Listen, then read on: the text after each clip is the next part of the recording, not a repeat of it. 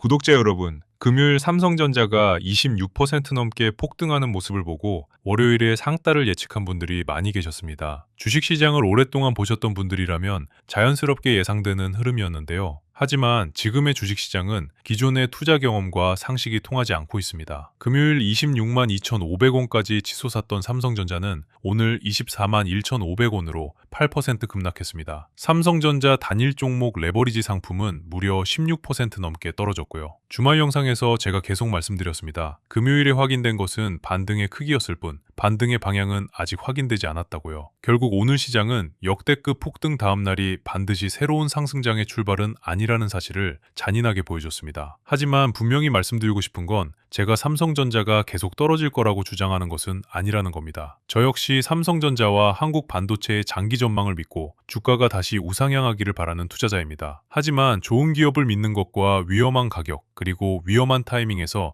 무리하게 따라붙는 것은 완전히 다른 문제입니다. 지금은 희망을 버려야 할 때가 아니라 그 희망 때문에 위험을 못 보는 실수를 가장 조심해야 할 때입니다. 오늘 영상에서는 월요일 급락의 진짜 의미와 내일부터 금요일까지 시장이 어떤 순서로 움직일 가능성이 높은지, 그래서 어떻게 해야 하는지까지도 짚어보겠습니다. 제가 100% 예측에 성공한다는 말씀은 드리지 않겠습니다. 다만 지금 같은 시장에서 가장 높은 수익률을 노리는 게 아니라 어떻게 해야 가장 안전하게 돌다리도 두드리고 건너가며 손실을 회피할 수 있는지를 제시해드리겠습니다. 구독과 좋아요 부탁드리고요. 이번 주 시나리오와 대응 전략 짚어보겠습니다. 먼저 오늘 마감 숫자부터 정확히 보겠습니다. 8월 3일 코스피는 5% 급락한 6,257로 거래를 마쳤습니다. 반면 코스닥은 2.4% 오른 737로 마감했습니다. 삼성전자는 8% 하락한 24만 1,500원, SK하이닉스는 7.86% 떨어진 158만 3천원에 거래를 마쳤고요. 외국인은 코스피에서 약 2조 8천억 원, 기관도 약 2조 원을 팔아치웠습니다. 반대로 개인 투자자는 무려 4조 5천억 원 넘게 받아냈습니다. 금요일에는 외국인이 기록적인 규모로 한국 주식을 쓸어 담았지만 불과 한 거래일 만에 다시 대규모 매도에 나선 겁니다. 코스피가 무너진 이유는 복잡하지 않습니다. 금요일 폭등을 만든 외국인 수급이 이어지지 않았고 기관까지 차익 실현에 가세했으며 개인이 그 물량을 대부분 받아냈기 때문입니다. 오늘 하락이 더 의미심장한 이유가 있습니다. 지난 주말 미국 증시는 상승했습니다. 아마존이 15% 넘게 폭등했고 S&P 500은 0.7%,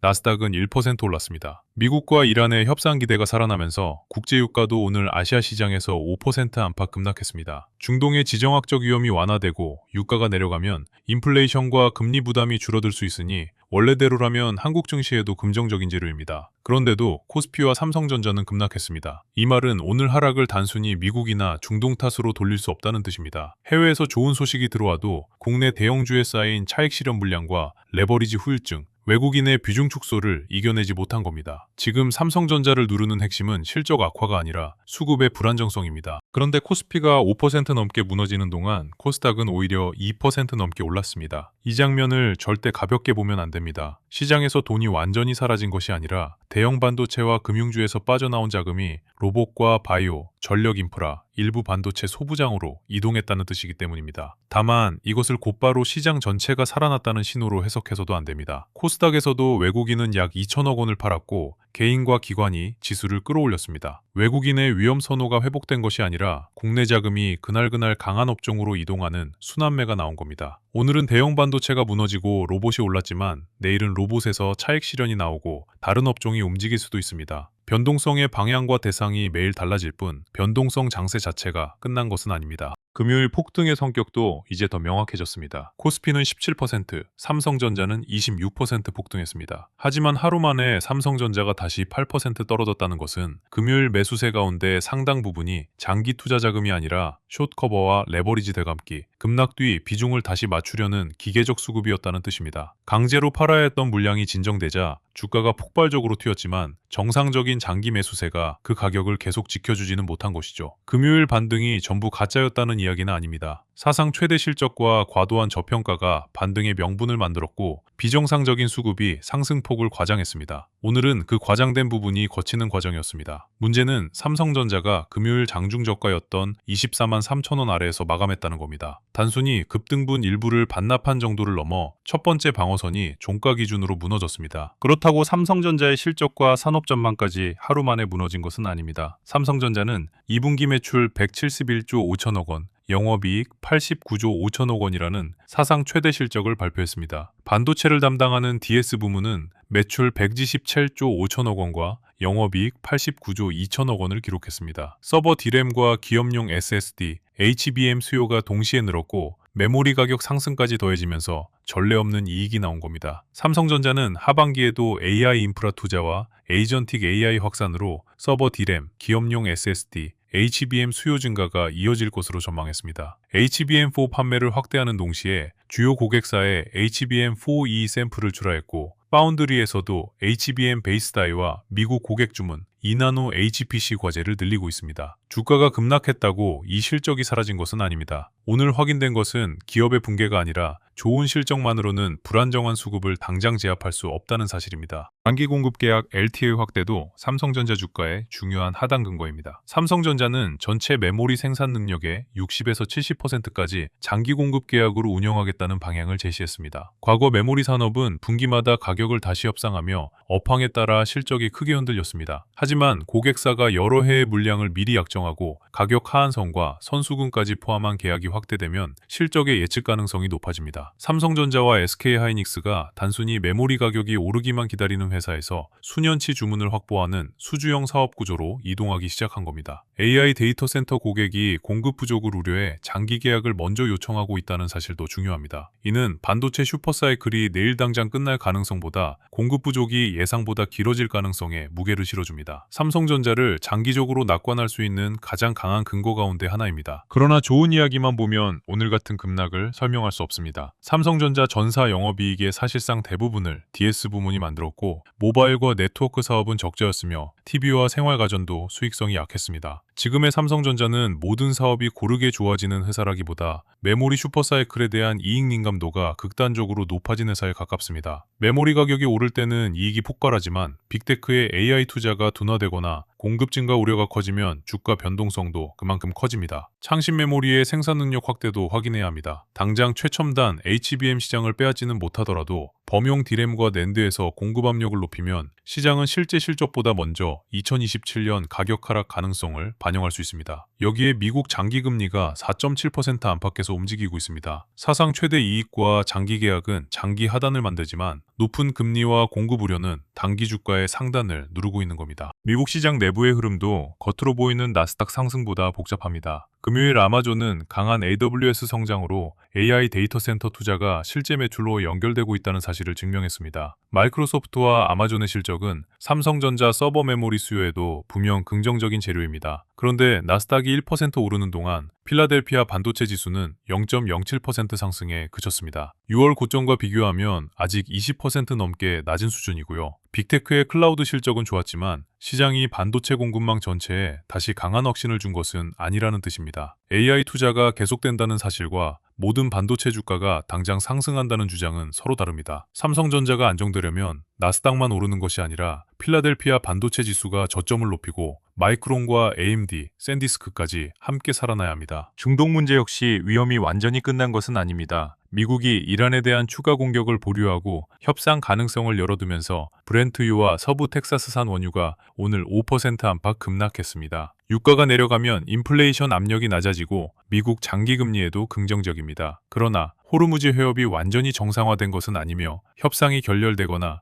유조선 공격이 다시 발생하면 유가는 언제든 급반등할 수 있습니다. 지금 시장은 유가가 계속 떨어진다는 확신이 아니라 협상에 대한 기대를 먼저 반영하고 있습니다. 따라서 이번 주에는 국제 유가의 절대 가격보다 협상 뉴스가 나온 뒤 유가와 미국 10년물 금리가 함께 내려가는지를 보셔야 합니다. 유가만 잠시 내려가고 장기금리가 다시 오른다면 삼성전자와 성장주가 받는 할인율 부담은 크게 줄어들지 않습니다. 이번 주 삼성전자 흐름은 미국의 경제 지표와 반도체 실적 실적을 따라 하루 단위로 바뀔 가능성이 큽니다. 오늘 밤에는 미국의 7월 ISM 제조업 지수가 발표됩니다. 화요일 밤에는 구인 이직 보고서가 나오고 미국 장마감 뒤 AMD가 실적을 발표합니다. 수요일 밤에는 ISM 서비스업 지수와 샌디스크 실적이 기다리고 있고요. 목요일에는 생산성과 노동비용, 금요일 밤에는 미국의 7월 고용 보고서가 발표됩니다. 중요한 재료가 하루에 몰려있는 것이 아니라 이번 주 내내 이어집니다. 그래서 월요일 종가 하나만 보고 이번 주의 방향을 미리 단정해서는 안 됩니다. 화요일에는 미국 제조업과 금리, 수요일에는 AMD, 목요일에는 샌디스크와 서비스업, 금요일에는 고용 경계심을 차례대로 반영할 가능성이 큽니다. 이번 주는 매일 아침 새로운 시험지가 나오는 주입니다. 화요일에는 오늘 밤 미국 ISM 제조업 지수 발표 뒤 미국 금리와 필라델피아 반도체 지수가 어떻게 반응했는지가 중요합니다. 제조업 지수가 강하더라도 물가 지수가 함께 급등하면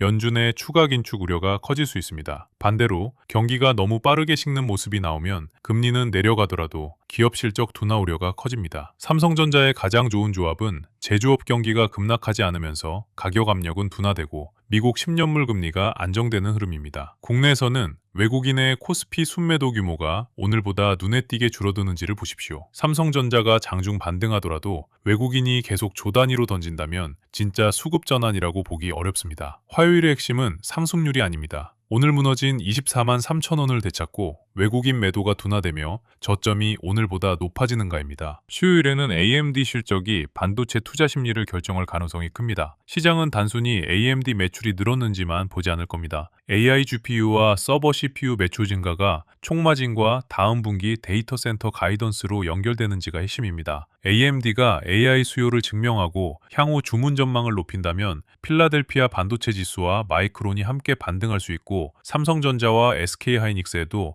매수 명분이 생깁니다. 반대로 매출은 늘었는데 마진이 낮아지거나 재고와 공급 부담을 언급한다면 시장은 AI 투자 확대보다 반도체 수익성 정점에 더 민감하게 반응할 수 있습니다. 구인 이직 보고서도 함께 확인해야 합니다. 고용 수요가 지나치게 강하면 금리 부담이 커지고 완만하게 둔화되면 반도체 성장주에는 오히려 유리합니다. 이번 주 삼성전자의 첫 번째 진짜 반전 시도는 수요일장에서 나올 가능성이 큽니다. 목요일에는 샌디스크 실적과 ISM 서비스업 지수가 들어옵니다. 샌디스크에서는 지난 분기 숫자보다 낸드 가격과 기업용 SSD 주문, 데이터 센터 고객의 재고 수준을 봐야 합니다. 낸드 가격 상승과 기업용 SSD 수요가 유지된다는 가이던스가 나오면 삼성전자 메모리 실적의 지속 가능성에도 힘이 실립니다. 반대로 고객사 재고 조정이나 하반기 가격 약세를 언급하면 메모리 정점 논란이 다시 커질 수 있습니다. 서비스업 지수에서는 경기보다 가격 항목이 중요합니다. 서비스 물가가 다시 뜨면 연준의 추가 금리 인상 우려가 살아날 수 있기 때문입니다. 금요일 밤 미국 고용 보고서는 한국 시장이 마감한 뒤 발표되지만 투자자들은 목요일과 금요일부터 결과를 경계할 겁니다. 주 후반으로 갈수록 반등이 나오더라도 거래 대금이 줄어든다면 고용 지표를 앞둔 단기 쇼커버일 가능성까지 생각해야 합니다. 이제 삼성전자의 가격대를 보겠습니다. 오늘 종가는 24만 1,500원입니다. 금요일 장중 저가였던 24만 3천원 아래에서 마감했기 때문에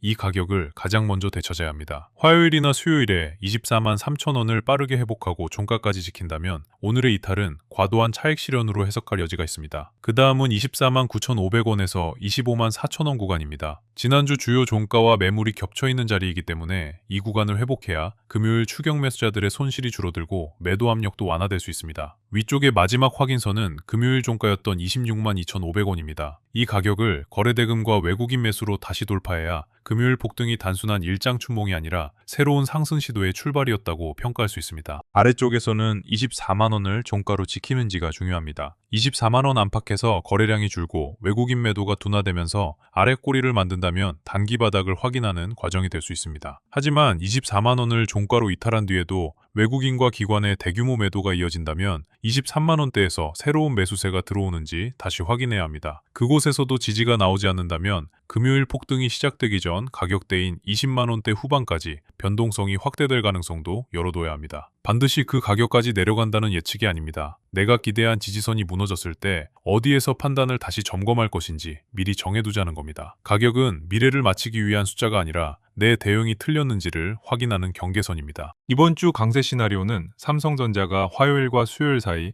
24만 3천원을 되찾고 24만 9,500원까지 회복하는 흐름입니다. 여기에 외국인 매도가 빠르게 주고 AMD 실적 이후 필라델피아 반도체 지수가 반등한다면 25만 4천 원과 26만 2,500원을 다시 시험할 수 있습니다. 가장 현실적인 중립 시나리오는 23만 원대 후반에서 24만 9,500원 사이를 크게 흔드는 흐름입니다. 하루 5%씩 오르내리더라도 주간 저점과 종가가 더 이상 낮아지지 않는지를 확인해야 합니다. 약세 시나리오는 24만 원을 회복하지 못한 채 외국인 매도가 이어지고 AMD나 샌디스크의 가이던스까지 시장 기대에 못 미치는 경우입니다. 이때는 23만 원대와 금요일 폭등 이전 가격대까지 열어두고 현금 비중을 먼저 지켜야 합니다. 과매도는 반등 가능성을 높여줄 뿐 바닥을 보장해주지는 않습니다. 기존 삼성전자 보유자는 오늘 급락만 보고 전량을 던질 필요는 없습니다. 현물로 오래 보유했고 비중이 과도하지 않다면 24만 원 방어와 외국인 매도 둔화부터 확인하는 것이 우선입니다. 다만 삼성전자 한 종목이 계좌의 절반 이상을 차지하거나 생활비와 대출금까지 들어가 있다면 상황이 다릅니다. 반등할 때 일부 물량을 줄이고 현금을 만드는 것은 삼성전자의 장기 전망을 부정하는 행동이 아닙니다. 다음 변동성을 버틸 수 있도록 계좌의 생존 가능성을 높이는 행동입니다. 고평단 투자자 역시 자신의 본전 가격을 시장의 지지선으로 착각해서는 안 됩니다. 시장은 내 매수 가격을 알지 못합니다. 지금은 본전이 언제 오는지를 계산하기보다 내 계좌가 23만 원대와 20만 원대 후반의 변동성까지 감당할 수 있는지를 먼저 점검해야 합니다. 금요일 폭등을 보고 뒤늦게 추격한 투자자는 더 냉정해야 합니다. 주가가 24만 1,500원까지 내려왔다는 이유만으로 바로 물타기 하면 안 됩니다. 단기 반등을 보고 매수했다면 24만 3천 원 회복과 외국인 수급 개선이 매수 논리의 검증 기준입니다. 그 조건이 확인되지 않았는데 물량만 늘리면 단기 매매가 준비되지 않은 장기 투자로 바뀝니다. 특히 단일 종목 레버리지 상품은 오늘 16% 넘게 급락했습니다. 금요일의 상승분이 남아 보이더라도 급등과 급락이 반복되는 동안 매일의 리밸런싱과 음의 복리가 계좌를 계속 깎아냅니다. 현물은 시간을 기다릴 수 있지만 레버리지는 주가가 돌아오기 전에 계좌가 먼저 버티지 못할 수 있습니다. 지금 레버리지 투자자에게 필요한 것은 추가 수익이 아니라 추가 청산 위험을 막을 현금입니다. 현금을 들고 기다리는 투자자도 오늘 하락을 곧바로 할인 행사로 받아들이지 마십시오. 첫 물량은 삼성전자가 24만 3천 원을 회복하고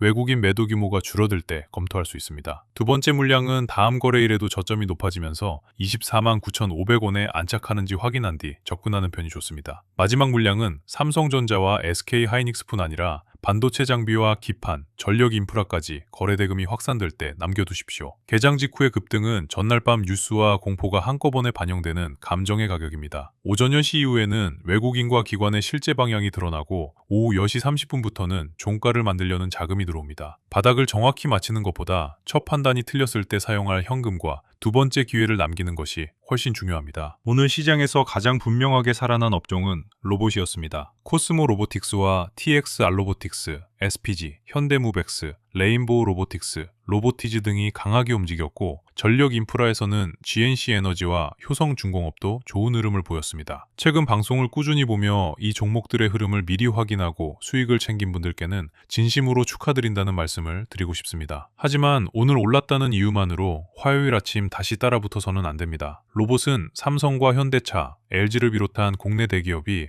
장기적으로 투자하는 미래 산업입니다. 단순한 하루짜리 테마로 끝날 가능성만 있는 업종은 아니죠. 그럼에도 주가가 산업 전망보다 너무 빠르게 오르면 다음날 차익 실현이 나올 수 있습니다. 화요일에는 갭 상승 자체보다 오전 매물을 소화한 뒤 저점을 높이고 거래 대금이 유지되는지를 확인해야 합니다. 반도체 안에서도 수급 이동의 순서를 봐야 합니다. 오늘 삼성전기가 3.42% 상승한 것은 대형 반도체가 무너진 상황에서 의미 있는 상대 강도였습니다. 반면 원익 IPS와 PSK, 리노공업 등 다수 장비주는 여전히 하락했습니다. 이는 반도체 후방 전체가 살아난 것이 아니라 일부 종목으로만 자금이 피신했다는 뜻입니다. 삼성전자와 SK하이닉스가 저점을 지키고 이후 삼성전기와 테크잉, 장비 패키지 기판 종목으로 거래 대금이 확산돼야 진짜 반도체 수급 회복입니다. 대형주가 계속 무너지는 동안 후방주 한두 종목만 오르는 것은 새로운 상승 추세가 아니라 짧은 순환매일 수 있습니다. 전력 인프라와 로봇도 마찬가지입니다. 수주와 실적이 좋아지고 기관 수급과 거래 대금이 이틀 이상 이어지는 종목만 남겨야 합니다. 8월은 다시 기회의 시간이 될 수 있습니다. 그러나 아무 종목이나 사는 8월이 아니라 폭락장에서 버티고 반등장에서 가장 먼저 거래 대금이 붙는 대장주를 선별해야 하는 8월입니다. 문제는 이런 자금의 이동이 우리가 잠든 새벽부터 시작된다는 겁니다. 오늘 밤 ISM 제조업 지수가 발표되고 이어서 AMD와 샌디스크 실적, 미국 금리와 유가, 필라델피아 반도체 지수가 차례로 움직입니다. 다음날 아침에는 원화와 외국인 선물이 먼저 반응하고 그 뒤 삼성전자와 SK하이닉스에서 로봇 장비 전력 인프라로 거래 대금이 빠르게 이동합니다. 개인 투자자가 종목 하나의 호가창만 보면서 이 모든 흐름을 실시간으로 연결하기는 어렵습니다. 그래서 영상 아래 더보기란에 주도주 알림센터를 열어두었습니다. 장전에는 미국 반도체와 금리 환율을 통해 시장 위험도를 확인하고 장중에는 대형주가 흔들릴 때 거래 대금이 어느 후방 밸류체인으로 이동하는지를 추적합니다. 장 마감 뒤에는 단순히 올랐다는 결과가 아니라 저점과 종가가 실제로 높아졌는지까지 연결해서 확인하고요. 좋은 종목을 몰라서 놓치는 것보다 방향을 늦게 확인해 꼭대기에서 따라붙는 것이 더 위험합니다. 혼자 매일 이 흐름을 추적하기 어려운 분은 더보기란의 공식 신청 페이지를 통해 주도주 알림센터를 확인해 보십시오. 사칭 경로가 있을 수 있으니 반드시 영상 아래 공식 링크만 이용하시기 바랍니다. 구독자 여러분, 오늘 급락은 금요일 반등이 완전히 거짓이었다는 증거가 아닙니다. 그 반등이 아직 새로운 상승 추세로 인정받지 못했다는 증거입니다. 사상 최대 실적과 AI 데이터 센터 수요, HBM4와 HBM4E 장기 공급 계약은 삼성전자의 장기 전망을 지지합니다. 반대로 외국인 매도와 높은 미국 금리, 메모리 정점 논란, 창신 메모리의 공급 확대, 단일 종목 레버리지의 후유증은 지금이 여전히 위험한 시기라는 사실을 보여줍니다. 저 역시 삼성전자와 한국반도체가 다시 올라가기를 바랍니다. 하지만 투자자의 역할은 원하는 방향을 믿는 데서 끝나지 않습니다. 내 기대와 반대로 움직일 때 계절을 지킬 방법까지 준비해야 합니다. 저는 삼성전자가 망한다고 떠들기 위해 위험을 말씀드리는 것이 아닙니다. 좋은 기업을 믿는 구독자분들이 가장 위험한 순간에 무리하게 추격하고 레버리지를 늘리고 결국 좋은 주식을 가장 나쁜 가격에서 포기하는 일을 막고 싶기 때문입니다. 화요일에는 24만 3천원 회복과 외국인 매도 둔화, 수요일에는 AMD와 필라델피아 반도체 지수, 목요일에는 샌디스크와 기업용 SSD 전망을 확인하십시오. 이번 주에 필요한 것은 막연한 확신이 아니라 순서 있는 확인입니다. 저는 수익을 약속하지 않겠습니다. 대신 여러분의 손실을 방치하지 않겠습니다. 삼성전자의 진짜 바닥은 하루에 가장 낮게 찍힌 숫자가 아닙니다. 악재가 나와도 더 이상 저점이 낮아지지 않고 외국인이 매물을 받아내며 반도체 전체로 거래 대금이 확산되는 순간 바로 그때 확인될 겁니다.